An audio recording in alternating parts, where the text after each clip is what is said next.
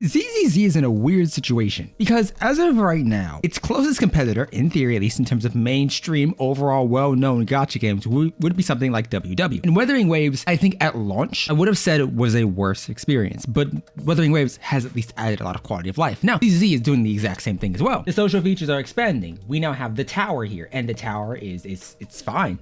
We still have a bunch of events. We have Inagi releasing. And I think the differences between ZZZ and WW are really just coming down to the developer you like, what they both offer in terms of character design and combat. And that's a pretty basic foundation. If you played both, you know what you want and you know what you don't want. But ZZZ is by nature just a Hoyo game. It's in a similar vein to Genshin Impact, to HSR, and contrary to WW, which isn't necessarily super similar to something like PGR, ZZZ is very similar to the other Hoyo games. It has pretty much the same artifact premise. The gacha is the exact same with no improvements. And whilst the character designs are quite nice, the stories and characters are following the same suit as every other Hoyo game, with, different amounts of success. This means that they follow similar story beats. This means that the gameplay follows a similar loop. Hoyoverse, under most circumstances, views its characters, the newest one, as the content of that patch, respectively. So, whilst we do get additional content in HSR that is SU, as of right now, that is extensions to Hollow Zero, that is extensions to Shiyu Defense, or the tower gameplay mode, they don't do much to enhance the core experience. We, for instance, added Overflowing Resin. We have that here. We don't have that in Genshin, but that's Genshin, so nobody cares about that right now. WW added the ability to spend twice as much stamina per run, so essentially doubling or halving the amount of time you have to spend. ZZ does not have that. ZZ is still adding the ability to wander around and roam around as the characters you pulled for, basically. And that's fine. That's great. It should have been here for launch, but it's, a nice feature to have nonetheless. The wallpapers are fine, but contrary to every other gacha wherein you have the ability to just have it randomly alternate between 1 to 5 or even 10 if you're a Blue Archive player or more, banners, you have to pick one, and that's that. Contrary to, say, HSR, where you could borrow somebody else's characters, or Genshin Impact, wherein you could co-op, this game has a friend system, but it really shouldn't, because there's no real point. Contrary to HSR, there is no definitive changes to the banner system. You have the Bang Boo pose, but those are free, so we won't count those. Instead, it's just the exact same weapon banner and character banner as in HSR, with no improvement. Now, I'm not saying ZZ is a bad game, I'm just saying it feels like a copy-paste Hoyo game. There's no changes to the core experience and loop of what you're playing. The trust events and hangouts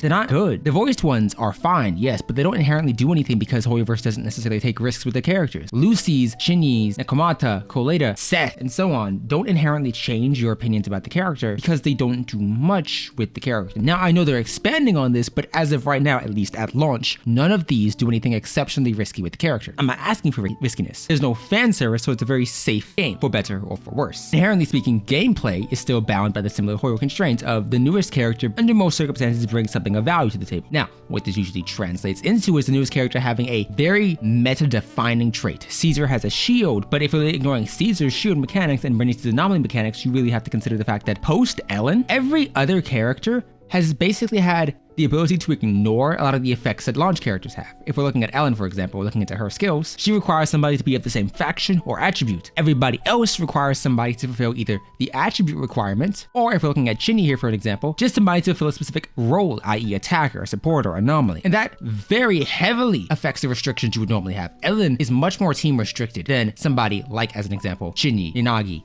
and so on. So arbitrarily, you have a meta that's going to shift more and more towards something similar to HSR rather than Genshin. Genshin has reverse power creep. Older units get better. Standard units are still good. Standard supports are still great. Whereas in HSR, you kind of had newer units lock core mechanics behind them. This being newer units that brought so much to the table that it was difficult to ignore them, or newer units that were basically required for other newer units to perform well. And so I want ZZ to be good, but ZZ isn't doing anything to separate itself from the other Hoyo games. At least something like HSR had the turn-based mechanics to rely on. ZZ doesn't have that because its combat doesn't have the elemental system of that, provide at least some degree of complexity in Genshin. So the combat is faced very heavily by Aether Gazer, so many different gachas that offer similar combative aspects. If you really wanted to just go down that route, there's a whole litany of them. You can go to Honkai Impact 3rd, which has a not necessarily similar, but also has in-depth combat mechanics. Genshin's elemental system make that special.